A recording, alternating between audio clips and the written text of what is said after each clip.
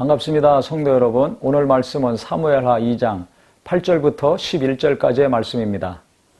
사울이 군사령관 넬의 아들 아브넬이 이미 사울의 아들 이스보셋을 데리고 마하나임으로 건너가 길르앗과 아술과 이스라엘과 에브라임과 베냐민과 온 이스라엘의 왕으로 삼았더라.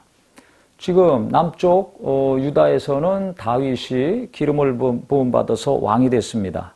그런데 이 북쪽 지역에서는 사울의 군대 장관이었던 아브넬이 사울의 막내 아들 이 이스보셋을 데리고 마하나임에서 그를 왕으로 삼았습니다.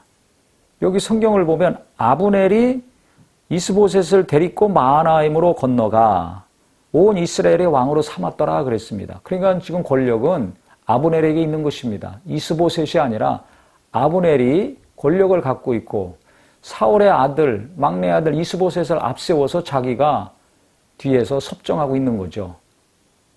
이런 상황인데 사울의 아들 이스보셋이 이스라엘 왕이 될 때 나이가 40세며 2해 동안 왕위에 있으니라. 2년 동안 왕위에 있었습니다. 40세 때.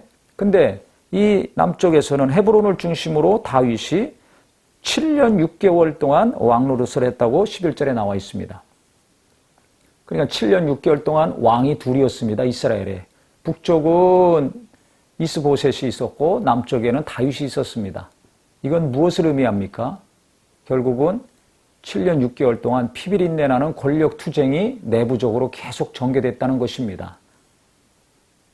우리가 오늘 말씀을 통해서 하나님이 이스라엘의 왕으로 다윗을 작정하시고 지금까지 인도하셨는데 그가 전체 이스라엘의 왕이 돼서 하나님의 은혜 가운데 통치하기 전까지 이와 같이 많은 시간이 필요했고 노력이 필요했다는 사실입니다.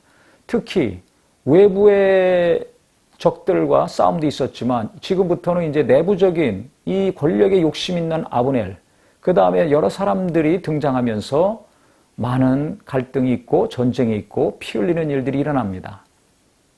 결국 이 권력 투쟁 가운데 많은 사람들이 죽고 결국은 다윗이 평정하고 이스라엘을 통치하게 됩니다. 오늘 말씀을 통해서 이 권력에 대한 욕심이 있는 사람들 항상 등장한다. 그 다음에 그 사람들이 있는 이상 투쟁과 싸움은 될 수밖에 없다. 이 전쟁, 대결, 싸움에서 결국 누가 승리하는가? 하나님의 사람이 승리한다는 것입니다. 그래서 이런 싸움과 갈등이 교회에도 있죠.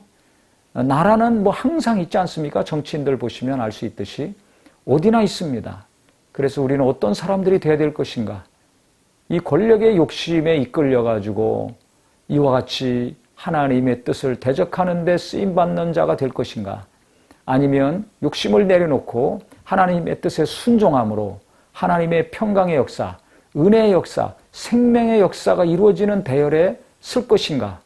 자기 자신을 돌아보셔서 크건 작건 간에 내 안에 권력에 대한 야망과 욕심이 있다면 빨리 내려놓고 겸손해지기를 바랍니다. 그래야 하나님의 사람이 되고 하나님의 뜻을 성취시키는 귀한 일꾼이 될 수 있을 것입니다. 하나님의 일을 시원시원하게 하나님이 하시는 일에 쓰임받는 귀한 성도가 되시기를 예수님의 이름으로 축원합니다.